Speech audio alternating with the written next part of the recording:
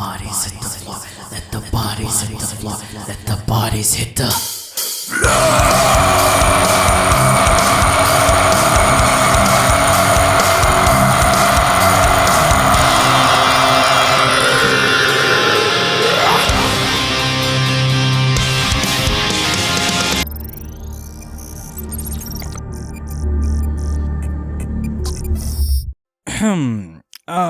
What's good, folks? It's NightmareFrame here with a new Warframe video.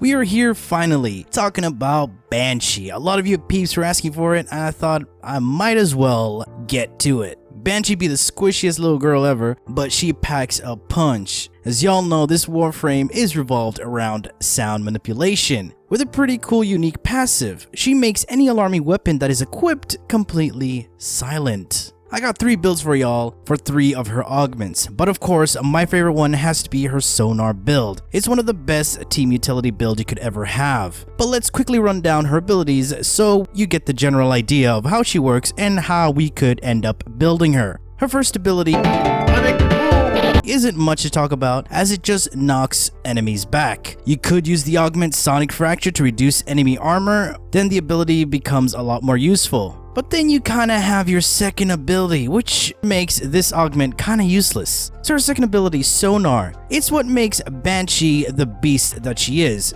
She unleashes a sound wave that marks enemies and reveals their positions on the map, like having an enemy radar. But this ability also highlights parts of the enemy's body, and attacking them on those highlighted areas will deal multiplied damage. This can be made more effective and convenient with its augment, Resonance, where it spreads the effect to nearby enemies when you kill a target by attacking that weak spot. It can be endless with the right setup and build. Her third ability, Silence, kinda speaks for itself. Banshee emits an aura that stuns nearby foes and leaves them vulnerable to finishers. But the biggest con to this ability is that having a lot of duration makes this ability hard to use unless you have a separate build just for it. Because even if your silence is up, the enemies do not remain stunned for the duration of the ability. But we'll get to that when we check out the build. Her final ability, she plants herself to the ground and vibrates the earth, staggering and damaging her enemies. The damage type she deals is blast, hence the stagger and the knockbacks.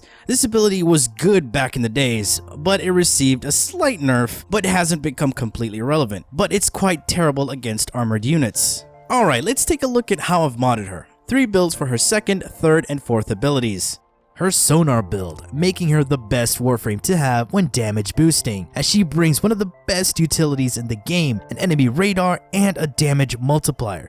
The damage multiplier scales with power strength, hence why I went with this setup. Our aura can be whatever you like. Since I usually run this in a group, I go with corrosive projection. For our power strength, I have Power Drift, Blind Rage, Umbral Intensify paired with Umbral Vitality, giving her 13.45 times damage multiplier. We have a decent duration with Primed Continuity, Streamlined for the efficiency, Stretch to give decent range, Flow for our energy pool since this does cost a bit of energy, and finally Resonance. This augment makes the second ability better and convenient, where it spreads the effect onto more incoming enemies. Best utility to have in endurance runs. If this was a solo endurance run build, I would go with this setup. Unfortunately, I did not own a second Banshee, but this is how I would build her for her solo endurance run. The aura would be Speed Holster for that 120% increased weapon swap speed between an armor stripping weapon and your main weapon of choice. Rolling Guard and Quick Thinking for our defense. If and when anything gets too hectic, these will save us. With this amount of power strength, this build gives us 10 times damage multiplier. But I will definitely build her like this when I get my hands on a second Banshee. Her second build, the fun and risky one, the Savage Silence build, turns our Banshee into a friggin' ninja. Oh yes, you heard right. Our aura will be enemy radar since we won't be using our second ability, Transient Fortitude and Fleeting Expertise to reduce our duration as much as possible to give me 3 seconds of silence so that it will be easier to spam. Stretch for some range, Natural Talent to speed us up when we cast to a point where it's almost instant. Flow for our energy pool since it does take quite a bit of energy. Vitality and Rolling Guard for our safety measures. Rolling Guard is good for engaging, granting you invulnerability when you do a dodge roll. And lastly, our Augment Savage Silence gives Banshee 300% finisher damage on her melee if a target is silenced. Also running Dual Arcane Trickery to grant us invisibility when getting a finish or kill. Paired up with the Skidjati, this build really turns Banshee into a space ninja. This Skidjati has a pretty cool passive that renders us invisible when we perform a finisher. The finisher doesn't have to kill a target, but as long as we do it, we become invisible. But any offensive action will remove that invisibility. Granted, it's a risky build, but in all honesty, it's a fun one. Good for when you want to change up the pace of your game. This Skidjati I have here is built for viral and condition overload. I did change the polarity so I can use the primed pressure point instead for increased damage. I have primed fury and gladiator vice for a lot of attack speed to give us faster animations during our finishers. And did not forget to also run with a stealthy sentinel or companion. I prefer the Prisma Shade.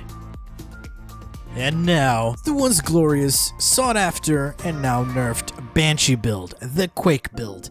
Don't get me wrong, it's still relevant, but not as it was in its glory days. It does make her more mobile, as she can reposition herself, as the Augment Resonating Quake removes her channeling from her 4th ability. In return, it gives her a shockwave that deals 20 times the damage at the epicenter, gradually weakening as it expands out. Alright, to be honest, I literally read this out from the mod itself. So what this means is basically, this.